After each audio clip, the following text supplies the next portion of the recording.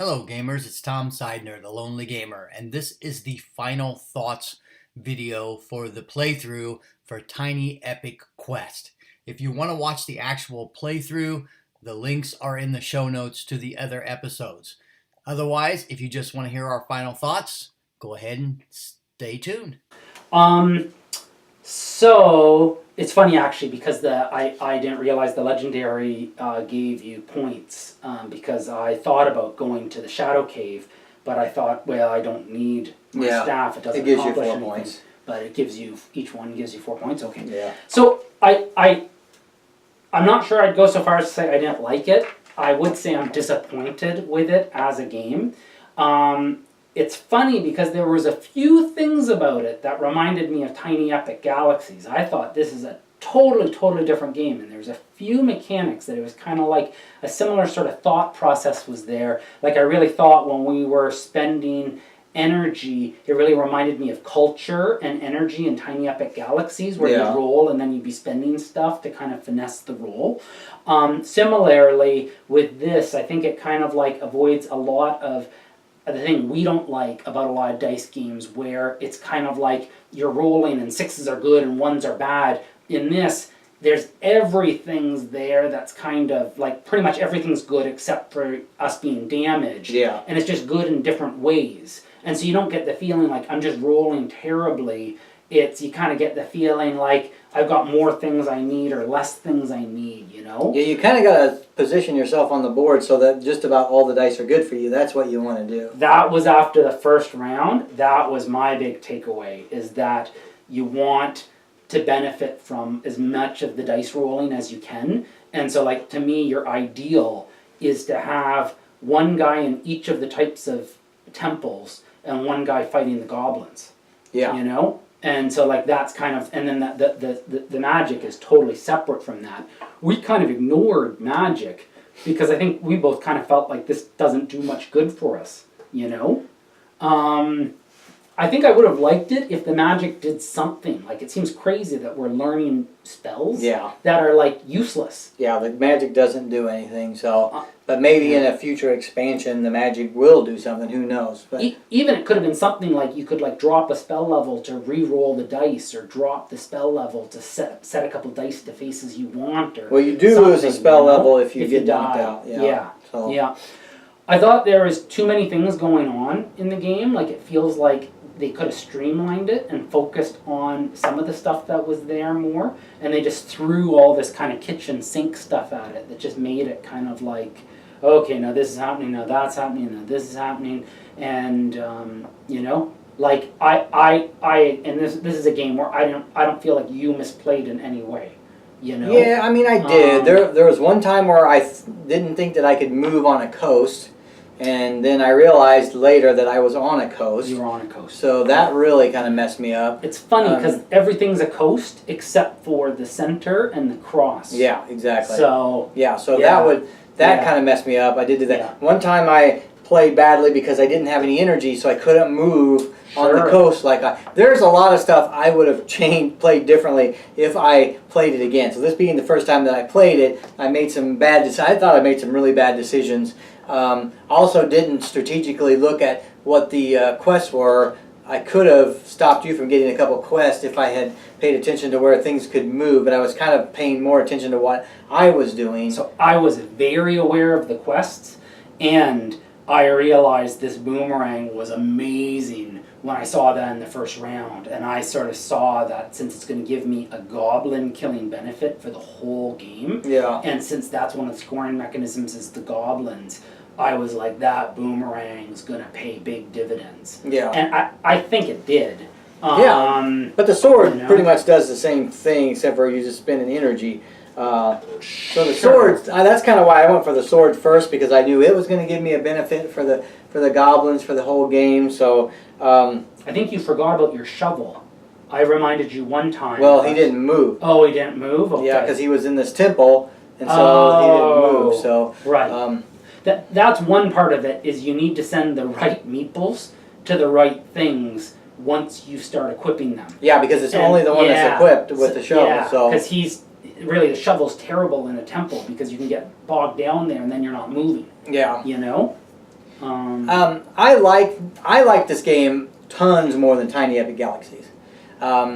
I like the fact that everything's out there on the table and you can see everything. One of the things I don't like about Tiny Epic Galaxies are things are coming out, new things are coming out, and then you're, trying to figure out, how do I incorporate that planet and this one. I don't really like that mechanism. I really hate the following mechanism in Tiny Epic Galaxies because you have to kind of figure out, what are they doing that I want to do and blah, blah, blah. I kind of like this because I could just concentrate on what I was doing other than watching the quests and making sure you weren't sucking at the quest. Another thing is... It reminded me, just while you're on that point, it reminded me of the designer did something similar to the following mechanism in that the role, a lot of times it affects everybody. So we're all really interested in everyone's role. Well, I like that aspect. Yeah, I like the aspect that I'm interested in your role, but I don't want to have to worry about should I use, in the following thing, you have to say I have to keep this up so that I can do that. If I had to keep my energy up to be able to get your roles, I wouldn't have liked it. But since I just got it,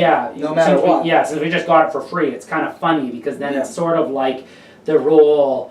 I don't even know, but I think that's craps where the roller's rolling for everybody and everybody bets on the game, and so it makes it kind of interesting. We're all vested in your role, which is kind of neat, and I think that would be fun in a 4-player game because you'd just be like on your phone waiting for your turn most of the time. But with this, when each person was rolling, you'd be like, oh, what did they get? What did they get? Yeah, but could you imagine how tricky it's going to be in a 4-player game to stay alive?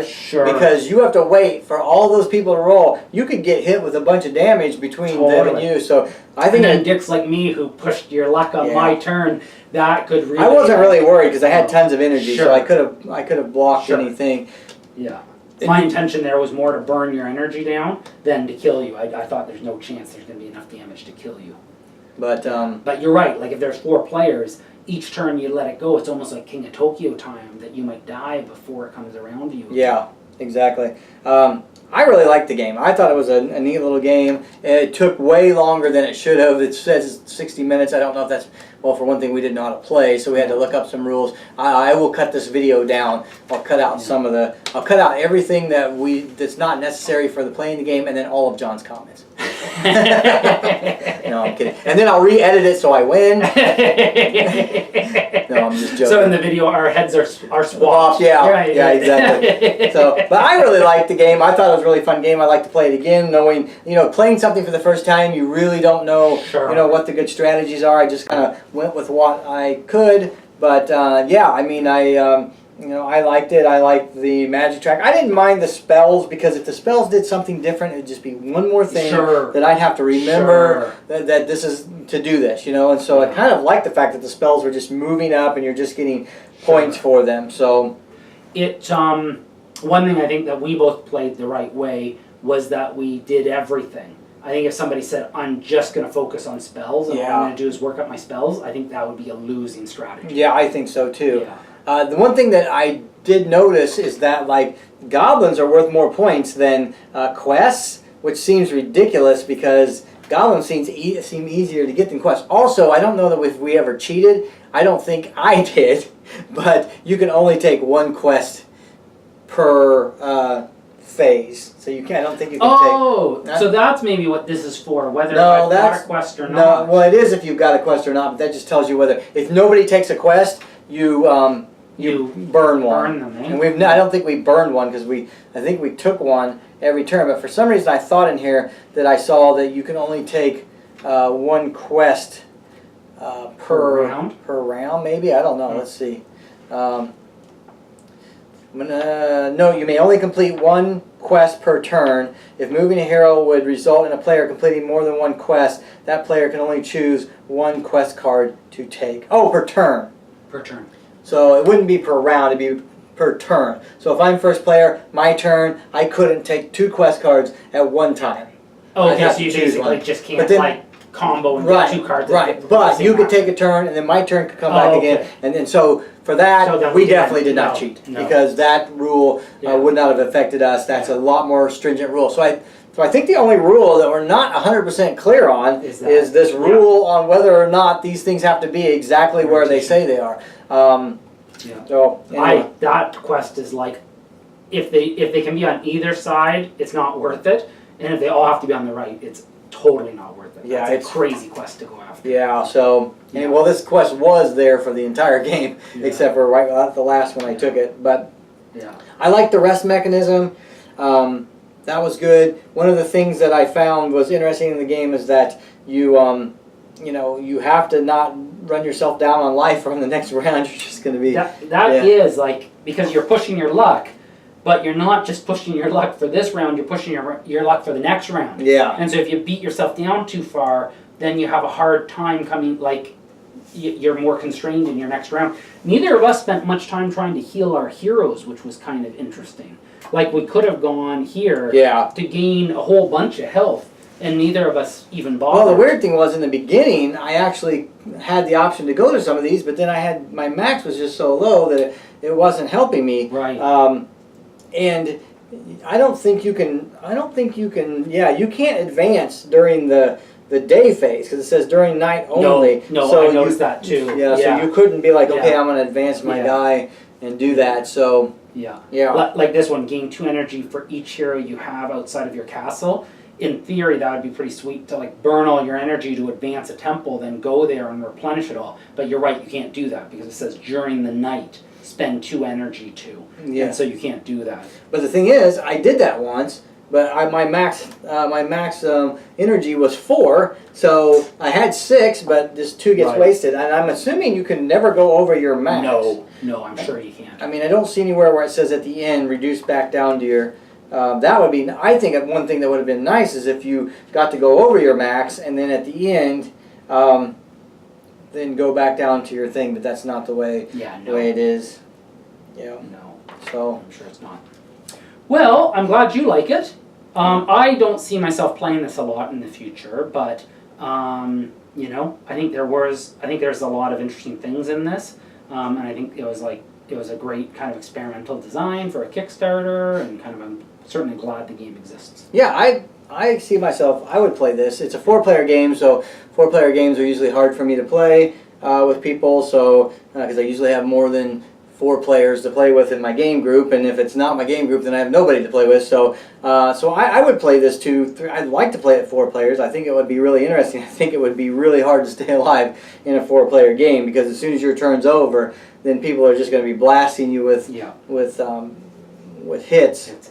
I think but the thing to keep in mind is hits have to go all the way around the table to get to you. Sure. So if it was a 4-player, you'd have to have 4 hits to get to you if you were the last player. So there is that. It's not like every hit affects everyone. Right. Exactly. So it's really divided. So maybe it's not as bad as I think it is. So and it's only 5 dice. So with a 4-player game, like the person next to you, are they really going to roll 4 hits so that everyone takes it, including you? Probably not. We never saw a roll like that. No, we didn't. The highest we ever saw, I think, was 3.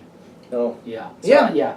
I think one other thing, just keep talking, you can edit this out if it's too much, is I think you and I really stumbled on that health is far more valuable than energy because you're rolling energy as you're fighting.